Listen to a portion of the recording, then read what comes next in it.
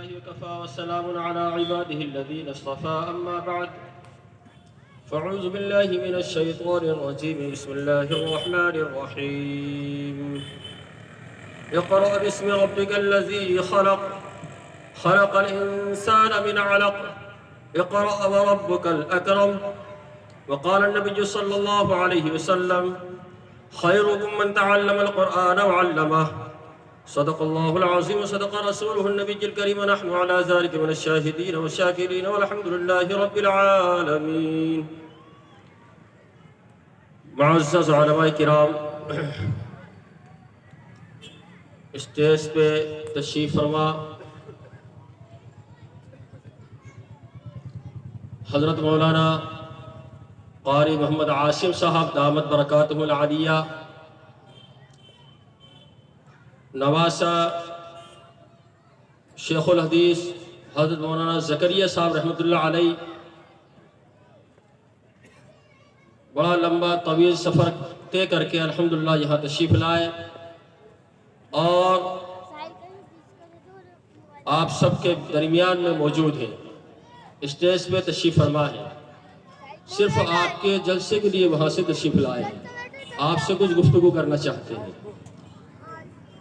حضرت مولانا معاذ ندوی صاحب مدث اللہ العالی، مولانا صفوان صاحب مدث اللہ العالی، حضرت مولانا اظہر بیگ ندوی صاحب محتمم جامعہ حفظ القرآن چندن نگر بھانپور بھوپال، اور یہ جو جلسہ ہو رہا ہے حضرت مولانا محمد آصف صاحب جو آپ کے یہاں خدمت کر رہے ہیں، یہ ان کے استاد خاص ہیں۔ مسلسل مکتبی بھی ماشاءاللہ انہوں نے پڑھایا، اس کے بعد عربی خصوصی 5 سالہ چونکہ ہمارے یہاں قائم تھا تو اس کے اندر 4 سال پڑھوایا اور 5ویں سال کے لیے ہتھورا پہنچا دیا، وہاں سے پھر سند حاصل کر کے ماشاءاللہ تشریف لائے۔ تو میں یہ بہت زیادہ باتیں نہ کرتے ہوئے بالکل مدعے پر آتا ہوں اور یہ بات آپ کو بتانا چاہتا ہوں کہ پہلے تو قرآن حکیم کی جو آیت میں نے تلاوت کی ہے اس کے بارے میں سمجھ لیجئے کہ اقرأ بسم ربک الذی خلق، اللہ پاک نے قرآن حکیم کے اندر سب سے پہلے کوئی وحی نازل اگر فرمائی ہے تو وہ یہ ہے کہ پڑھیے، جو وحی نازل ہوئی ہے اس کے اندر یہ آیا کہ پڑھیے، اقرأ بسم ربک الذی خلق، پڑھنا کیا ہے یہ بھی بتا دیا گیا ہے، پڑھنا کیا ہے یہ بھی بتا دیا گیا ہے۔ اقرأ بسم ربک الذی خلق، یعنی اللہ کے نام سے پڑھیے، اور اس کے بعد پھر ایمان بتا دیا گیا کہ اللہ کون ہے جس نے ہم کو پیدا کیا، وہ خالق کائنات ہے جس نے ہمیں پیدا کیا، یہ ہو گیا ایمان والا۔ تو ہم الحمدللہ ہم سب ایمان والے ہیں، سب ایمان والے ہیں نا، الحمدللہ کہو، ہاں الحمدللہ سب ایمان والے ہیں۔ تو پھر ہمیں کیا کرنا ہے؟ پڑھنا ہے، قرآن پڑھنا ہے۔ کیا پڑھنا ہے؟ قرآن پڑھنا ہے۔ قرآن کے اندر وہ تمام چیزیں موجود ہیں جس سے دنیا کے اندر بھی کامیابی حاصل ہوتی ہے اور آخرت کے اندر بھی آپ کو کامیابی حاصل ہوگی۔ اسی طریقے سے حدیث پاک پڑھی گئی تھی جس کے اندر یہ بتایا گیا کہ تم میں بہترین شخص وہ ہے جو قرآن کو سیکھے اور دوسروں کو سکھائے۔ دونوں بات ہو گئی، کون ہے بہترین شخص؟ جو قرآن کو سیکھے اور دوسروں کو سکھائے، لوگوں تک قرآن کو پہنچائے، انہیں سکھائے۔ اب سکھانے کے لیے جو ہے علماء کرام نے بہت سارے طریقے متعین کیے ہیں، اس کے اندر ایک مکاتب دینیہ بھی ہیں۔ مکتب کی جو تعلیم ہے وہ فرض ہے، مکتب کی جو تعلیم ہے وہ فرض عین ہے، یعنی بنیادی تعلیم کا حاصل کرنا، بنیادی تعلیم کا حاصل کرنا، وہ تعلیم جو عقائد سے تعلق رکھتی ہے، جو فرائض سے تعلق رکھتی ہے، جو حرام و حلال سے تعلق رکھتی ہے، جو اچھائی اور برائی سے تعلق رکھتی ہے، جو کامیابی اور ناکامی سے تعلق رکھتی ہے، اس کا سیکھنا فرض عین ہے۔ دین کا سیکھنا اتنا جس سے حلال و حرام کا تمیز پیدا ہو جائے، فرق پیدا ہو جائے، معلوم ہو جائے، اس کا سیکھنا فرض عین ہے۔ تو یہ کہاں سکھایا جائے گا؟ یہ مکاتب دینیہ کے اندر سکھایا جائے گا، مکتبوں میں سکھایا جائے گا۔ تو میں یہ کہتا ہوں کہ مکتب کی جو تعلیم ہے وہ فرض عین ہے۔ تو جس طریقے سے نماز فرض عین ہے، روزہ فرض عین ہے، حج جس کے اوپر اللہ نے فرض کر دیا اس کے اوپر فرض ہے، اسی طریقے سے یہ دین کا علم سیکھنا بھی فرض ہے۔ تو اس فرض کو پورا آپ کے یہاں محلے کے اندر کیا جا رہا ہے۔ بہت بڑے خوش نصیب ہیں آپ لوگ، بڑے ہی خوش نصیب ہیں وہ مائیں اور بہنیں جو اپنے بچوں کو مکاتب میں پڑھا رہی ہیں اور ان کے ایمان کے تحفظ کے لیے بات کر رہی ہیں، ان کے ایمان کے تحفظ کے لیے کام کر رہی ہیں۔ آپ دیکھیے آج چاروں طرف سے ایک ہی حملہ ہے، ایک ہی چیز کے اوپر جو ہے حملہ ہو رہا ہے، وہ ہو رہا ہے آپ کو کسی بھی طریقے سے مرتد کر دیا جائے۔ اس کے لیے ہر قسم کی جتنی شکل ہو سکتی ہیں وہ پیش کی جا رہی ہیں، اور سازشیں مستقل جاری ہیں، مستقل سازشیں ہو رہی ہیں۔ پڑھے لکھوں کے لیے پڑھی لکھی سازشیں ہو رہی ہیں، ان پڑھ کے لیے ان پڑھ والی سازشیں ہو رہی ہیں، غریبوں کے لیے اس قسم کی سازشیں ہو رہی ہیں، مالداروں کے لیے ان کے اعتبار سے سازش ہو رہی ہیں، اور دنیا کے اعلیٰ تعلیم حاصل کرنے والوں کے اوپر ان کے طریقے سے یہ محنت کی جا رہی ہے کہ کسی بھی طریقے سے یہ مرتد ہو جائے، ایمان چھوڑ دے، ہمیں باقی کوئی چیز نہیں چاہیے۔ لیکن الحمدللہ ثم الحمدللہ ہم یہ کہہ سکتے ہیں کہ ہماری یہ مکاتب انشاءاللہ آنے والی نسلوں کے ایمان کی حفاظت کے ضامن ہیں، آنے والی نسلوں کے ایمان کی حفاظت کے ضامن ہیں۔ یہ مکاتب دینیہ اتنی اہم مکتب ہے، اتنی ضروری چیز ہے۔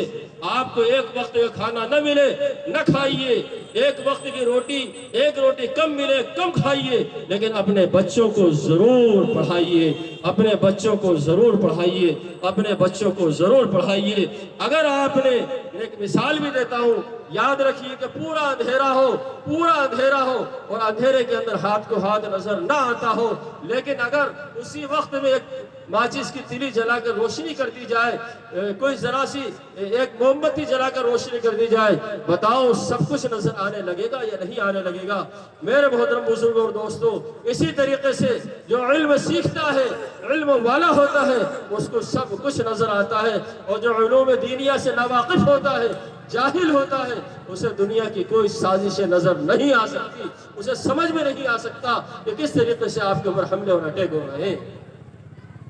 محترم خواتین، میں آپ سے ایک بات کہنا چاہتا ہوں، آپ جو ہے اپنے بچوں کی بیماری کی فکر کرتی ہے، ان کے کپڑوں کی فکر کرتی ہے، شادی بیاہ کے اندر اچھی سے اچھی چیزیں مزین کرنے کے لیے آپ ان کی فکر کرتی ہے، اپنے خود کے لباس کی فکر کرتی ہے۔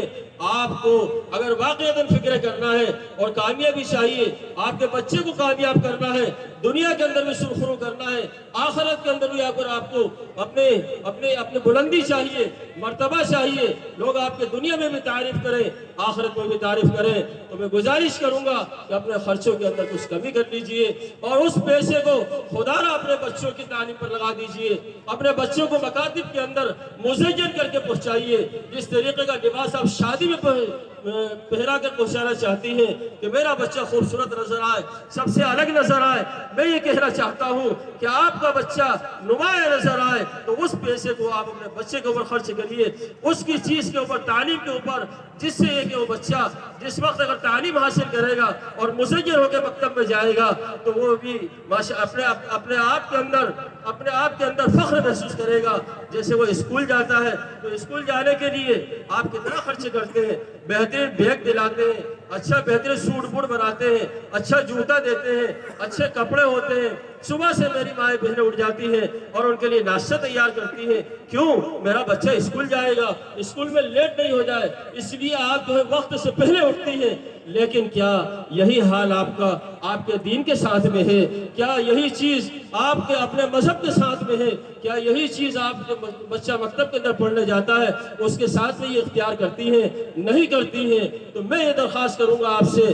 کہ اب آج سے آپ نیت کر لیجئے کہ انشاءاللہ میں اپنے بچے کو مکتب کے اندر اگر پڑھنے پہنچاؤں گی تو باقاعدہ جو مکتب کا ڈریس ہوگا اس ڈریس کے ساتھ پہنچاؤں گی، अच्छा बैग होगा उस बैग देकर पहुंचाऊंगी। आप नियत कर लीजिए कि मैं अपने बच्चे को और बच्चियों को जो मकतब का निज़ाम होगा उस निज़ाम के मुताबिक उनके उस्ताद के हवाले करूंगी। तो मेरी मोहतरम माँ और बहनों, ख़वातीन हज़रात और यहाँ बैठे हुए तमाम मर्द हज़रात, आप देखेंगे कि चंद दिन के अंदर आपका बच्चा जिस वक्त में आपको लगेगा तो वो उसके अंदर मालूम है क्या होगा, उसके अंदर ईमान की मजबूत कैफियत अंदर को आएगी, क्योंकि उसे अपने आप के अंदर अच्छा लगेगा। उसे लगेगा मैं कुछ सीखने जाता हूँ, मेरी माँ सुबह सुबह ठंडे के अंदर निला के क्यों पहुंचा देती है, इसकी आज़मत दिल के अंदर आएगी, इसकी आज़मत दिल में आएगी, तब जाके ईमानी कैफियत उसके अंदर मजबूती से बैठेगी। और अगर आज़मत नहीं आई, उठाया और वैसे ही सुबह सुबह मकतब में चला जा पढ़ने के लिए, फटे हाल है, मुंह धोया है नहीं धोया है, और सीधे मकतब में मौलवी साहब के हवाले कर दिया, उसके अंदर आज़मत नहीं आएगी। मैं ये कहना चाहता हूँ कि मुनज़्ज़म मकातिब को कायम कीजिए, और जहाँ जहाँ मुनज़्ज़म मकातिब कायम हो रहे हैं, जो खर्च उसका आता है महल्ले वाले जाएं और जाकर वहाँ मकातिब के चलाने वाले से बोले कि ए मौलवी साहब, ए इमाम साहब, ए फुला हजरत, ये बताओ कि आपके यहाँ ऐसे कितने बच्चे हैं जो कमज़ोर हैं, जो वो किताब नहीं खरीद सकते, बैग नहीं खरीद सकते, ड्रेस नहीं खरीद सकते, हमें बताइए, हम उसका वो खरीद कर देंगे। तो क्या माहौल बनेगा और क्या निज़ाम बनेगा, आप समझ सकते हैं। वो इलाका खड़ा हो जाएगा इंशाअल्लाह, क्योंकि बच्चों से ही वालिदैन खड़े होते हैं। हमने देखा है, हमारे वालिद मोहतरम यहाँ तशरीफ़ फरमाए, हम बड़े ही ज़बरदस्त मिजाजी इलाके के अंदर के रहने वाले लोग हैं। वहाँ पर खुराफातें बहुत ज़्यादा हुआ करती थी। वालिद साहब तो खुद ही जो है वो वहाँ पर, अब तो खैर अल्लाह पाक ने ठीक कर दिया है, पहले जो है वो उनसे कमेटी के सदर हुआ करते थे। तो जब उन्हें हिदायत मिली और उन्होंने हम लोगों को मकतब के अंदर पहुँचाया, फिर मकतब से मदरसे पढ़ने के लिए गए, यकीन जानो पूरे के पूरे ख़ानदान का नक्शा बदल गया। हमें पढ़ने जब पहुँचाया तो पूरा ख़ानदान का नक्शा बदल गया। आज अल्हम्दुलिल्लाह बहुत सारे उलमा और हुफ़्फ़ाज़ और सब किस्म के लोग हमारे यहाँ मौजूद हैं। तो बात समझ लीजिए कि ये जो बच्चे हैं जब ये मुसज्जल होकर मकतब जाएंगे और मुनज़्ज़म मकतब के अंदर पढ़कर आएंगे तो आपके घरों के माहौल को भी तब्दील कर देंगे इंशाअल्लाह। मैं बहुत ज़्यादा वक्त लेना नहीं चाहता हूँ, बस ये कहना चाहता हूँ कि ये मजमा नियत करे, आज़ाइम करे कि इंशाअल्लाह मैं यहाँ से ये नियत लेकर जाता हूँ कि अपने महल्ले के मकतब को मजबूत करूँगा, और जितनी मावनत हो सकती है, चाहे वो जान से मावनत हो, माल से हो, दुआओं से हो, जैसे भी हो सकती है, मैं इंशाअल्लाह करूँगा, करेंगे इंशाअल्लाह। व आखिरु दावाना अनिल हम्दुलिल्लाहि रब्बिल आलमीन।